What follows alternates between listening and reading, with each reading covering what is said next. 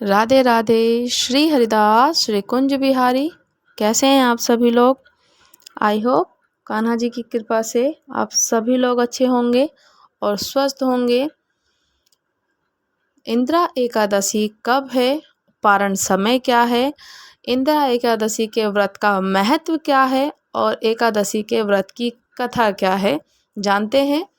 हिंदू धर्म में प्रत्येक माह के शुक्ल पक्ष और कृष्ण पक्ष की एकादशी की तिथि को एकादशी का व्रत रखा जाता है। भगवान विष्णु जी की पूजा और आराधना भी की जाती है। हर एकादशी का व्रत भगवान विष्णु जी को ही समर्पित होता है और द्वादशी के दिन व्रत की तिथि का पारण किया जाता है। अश्विन माह के शुक्ल और कृष्ण पक्ष की जो तिथि आएगी एकादशी है, अश्विन माह लग चुका है और कृष्ण पक्ष की एकादशी तिथि को ही इंदिरा एकादशी के नाम से जाना जाता है। इंदिरा एकादशी का व्रत पितरों के लिए भी खास है। अश्विन माह चल रहा है, पितृ पक्ष भी चल रहा है। पितृ पक्ष में पड़ने वाली इंदिरा एकादशी को पितरों के लिए भी खास माना ही जाता है। मान्यता ये भी है कि जो लोग पितरों का तर्पण, श्राद्ध और पिंडदान करते हैं उनको इंदिरा एकादशी का व्रत करने से शुभ फलों की प्राप्ति होती है। और ये भी कहा जाता है कि इंदिरा एकादशी का व्रत करने से वैकुंठ धाम की प्राप्ति होती है और इस दिन पूर्वजों के नाम से दान पुण्य के कार्य भी किए जाते हैं। आइए जानते हैं कि सही तारीख क्या है और मुहूर्त क्या है, पारण का समय क्या है। तो आज से जो इंदिरा एकादशी पड़ने वाली है 28 सितंबर को होगी। 28 सितंबर को हर कोई इंदिरा एकादशी का व्रत करेगा। पारण का जो समय होगा सुबह 6:13 से लेकर 8:36 तक रहेगा। 29 सितंबर को जो द्वादशी लगेगी उस दिन ही पारण करना है।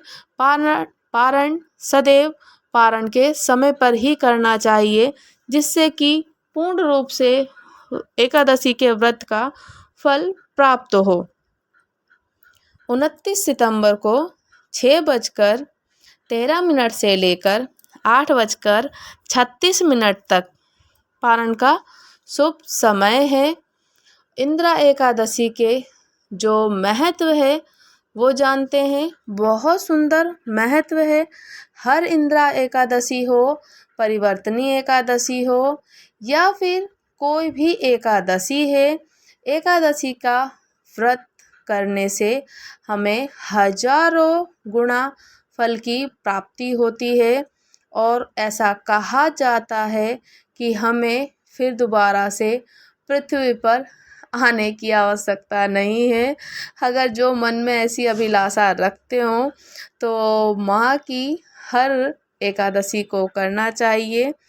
और इससे और सुंदर क्या हो सकता है कि हमें एकादशी का जो व्रत होता है बहुत सुंदर और बहुत अच्छा फलदायक, जो हमारे कष्ट हरते हैं।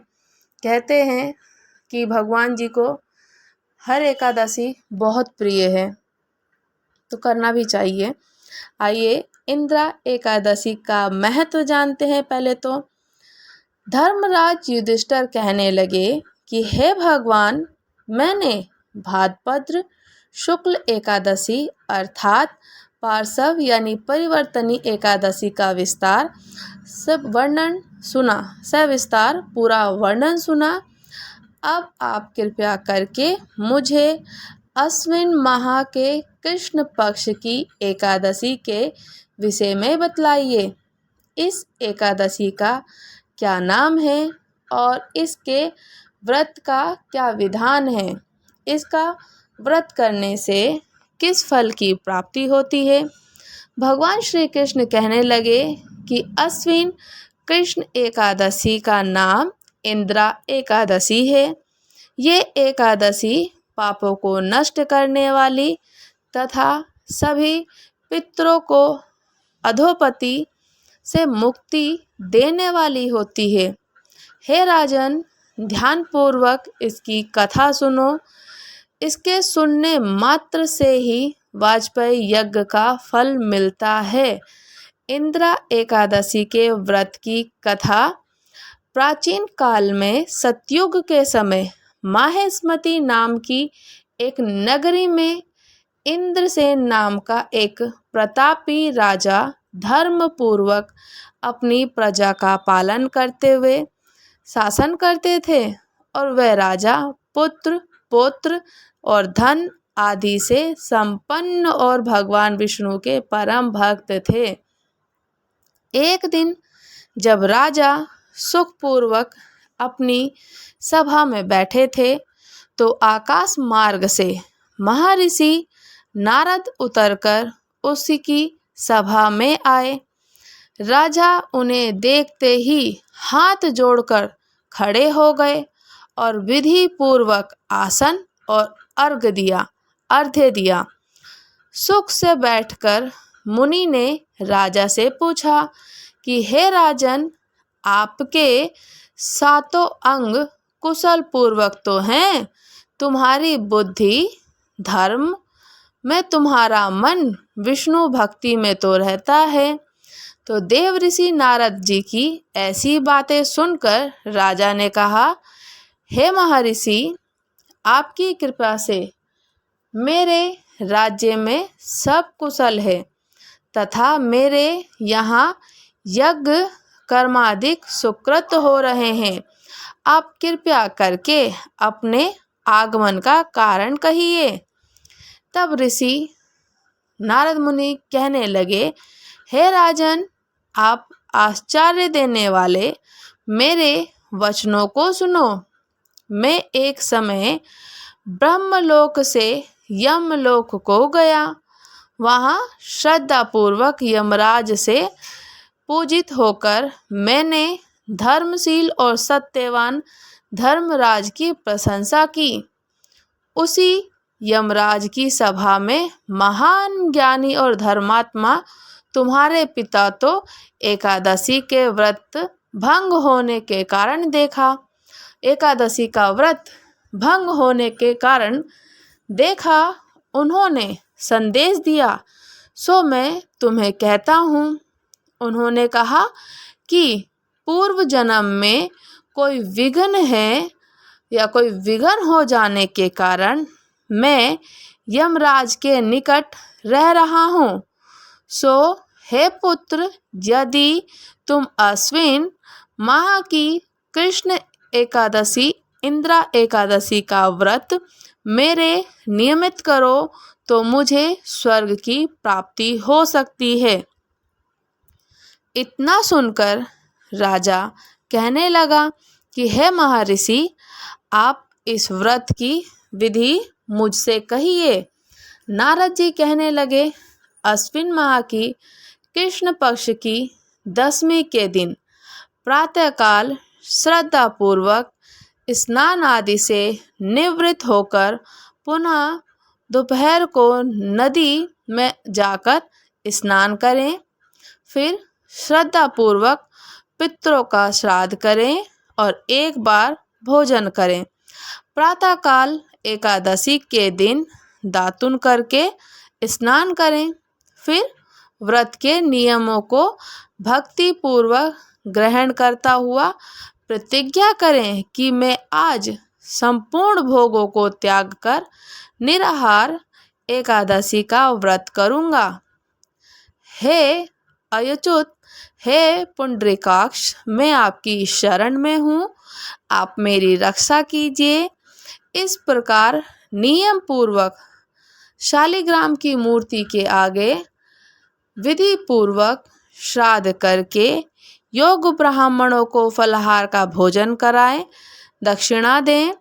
पितरों के श्राद्ध से जो बच जाए उसको सूंघ कर गो यानी गाय को दे दें तथा धूप दीप गंध पुष्प नवेद आदि सब सामग्री से ऋषिकेश भगवान का पूजन करें। रात में भगवान के निकट जाकर जागरण करें और इसके पश्चात द्वादशी के दिन प्रातःकाल होने पर भगवान का पूजन करके ब्राह्मणों को भोजन कराएं। भाई बंधुओं, स्त्री और पुत्र सहित आप भी मौन होकर भोजन करें। नारद जी कहने लगे कि हे राजन, इस विधि से यदि तुम आलस्य रहित होकर इस एकादशी का व्रत करोगे तो तुम्हारे पिता अवश्य ही स्वर्गलोक को जाएंगे। इतना कहकर नारद जी अंतर्ध्यान हो गए। नारद जी के कहने के अनुसार राजा द्वारा अपने बांधवों तथा दासों सहित व्रत करने से आकाश में पुष्प वर्षा हुई और उस राजा के पिता गरुड़ पर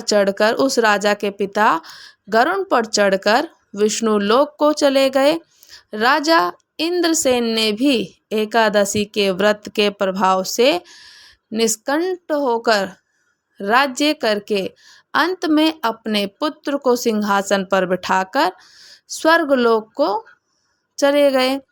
हे युधिष्ठिर, ये इंदिरा एकादशी के व्रत का महत्व मैंने तुमसे कहा। इसके पढ़ने और सुनने से सभी मनुष्य के पापों से मुक्ति मिल जाती है, सब पाप छूट जाते हैं और सब प्रकार से भोगों को भोग कर बैकुंठ को प्राप्त हो जाते हैं, बैकुंठ धाम को पधार जाते हैं। इसीलिए हम सब लोगों को एकादशी के व्रत का करना चाहिए। एकादशी हर माह में 2 बार आती है। अगर कभी जैसे कि मलमास हो जाए, कोई साल बढ़ जाए तो 24 एकादशी की जगह 26 एकादशी हो जाती हैं और हमें सारी एकादशी का व्रत करना चाहिए। अगर हम कभी व्रत ना कर पाएँ या हम व्रत करने में कोई सामर्थ्यता ना हो, दवाई ले रहे हैं या फिर हमारा ट्रीटमेंट चल रहा है और इसी कारणवश हम लोग व्रत ना कर पाएँ, तो उस दिन पूर्ण रूप से आप स्नान आदि से निवृत्त होकर भगवान विष्णु जी को फल, पूजा सामग्री और पूर्व विधि विधान से उनकी पूजा करके, अर्चना करके ठाकुर जी को फल, भोग आदि अवश्य दें। और जिस दिन अगर आपका व्रत है तो ठाकुर जी को भूखा ना रखें, क्योंकि व्रत हमारा होता है, ठाकुर जी का व्रत नहीं होता है। ठाकुर जी को भोग अवश्य लगाएं। हमेशा ठाकुर जी का खाना और पीना हमेशा उनको करना चाहिए। और अगर आप दवाइयाँ ले रहे हैं तो आपके लिए मैं ये भी बता दूं कि जब जो रेगुलरी दवाई चलती हैं हमारी, तो उस दवाई को हम खा करके व्रत कर सकते हैं, क्योंकि जो दवाइयाँ हैं वो खानी ही खानी है। वो फिर हम उसमें ये नहीं देखते हैं कि दवाई खाएंगे तो व्रत नहीं होगा, कर सकते हैं दवाई खाते हुए, क्योंकि जो ट्रीटमेंट है वो तो कंटिन्यूसली करना है और हमें व्रत भी नहीं छोड़ना है। जब तक तबीयत सही नहीं होगी तो व्रत कैसे करेंगे। और एक बार आप चाहें तो फलाहार कर सकते हैं।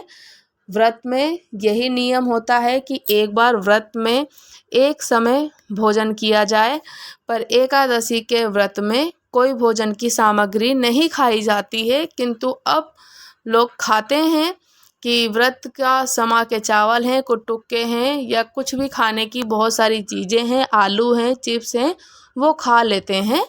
पर मुझे नहीं लगता कि ये सब चीज़ें खानी चाहिए, क्योंकि अगर व्रत किया है तो एक दिन पूरी तरीके से व्रत करो, तभी वो व्रत होता है। फलाहार कर सकते हैं, दूध पी लीजिए या कुछ ड्राई फ्रूट्स रोस्ट करके खा सकते हैं। मीठा आप अगर गुड़ है, शक्कर है, चाय है, वो सब पी सकते हैं, क्योंकि देखिए ऐसा तो है नहीं कि पूरा दिन हम व्रत करेंगे तो वो फलाहार नहीं कर सकते हैं। कहने का तात्पर्य यही है कि एक समय फलाहार कर सकते हैं और करना भी चाहिए, क्योंकि कभी भी कोई भी व्रत करें तो निर्जल व्रत नहीं रखा जाता है। निर्जल व्रत सिर्फ निर्जला एकादशी को व्रत किया जाए तो अच्छा होता है, वो शुभ होता है। और मुझे मैया ने प्रश्न किया था तो आई थिंक मैया को ये भी पता चल गया कि, और मैंने इसी में ही बता दिया, उनके प्रश्न का जवाब दे दिया कि मैया दवाई खा करके हम लोग, दवाई चल रही है तो मैं क्या व्रत कर सकती हूँ? हाँ, आप बिल्कुल व्रत कर सकते हो, उसमें कोई दिक्कत नहीं है। मैं भी व्रत करती थी बट अभी नहीं कर पा रही हूँ कि मेरी वो कंडीशन नहीं है। जैसे ही मैं ठीक हो जाऊंगी और होगा तो मैं व्रत ज़रूर आरंभ करूंगी। और जो व्रत अगर हम नहीं कर पाते हैं तो उस दिन ठाकुर जी की विधि विधान से पूर्वक, उस विधि विधान से उनकी पूजा अर्चना करके, दिया धूप दिखा करके, उनको कपूर से ज़रूर उनकी आरती उतारें, कपूर उस दिन ज़रूर करें, क्योंकि हमें उस तरीके से, और कथा सुने तो इस तरीके से करने से ना पूर्ण फल की प्राप्ति हो जाती है। जो इस तरीके से भी कर सकते हैं, ऐसे ही अगर कर सकते हैं तो कर लीजिए। राधे राधे। श्री हरिदास श्री कुंज बिहारी। अगर आप चैनल पर नए हैं तो चैनल को लाइक कीजिए, सब्सक्राइब कीजिए, कमेंट कीजिए। राधे राधे।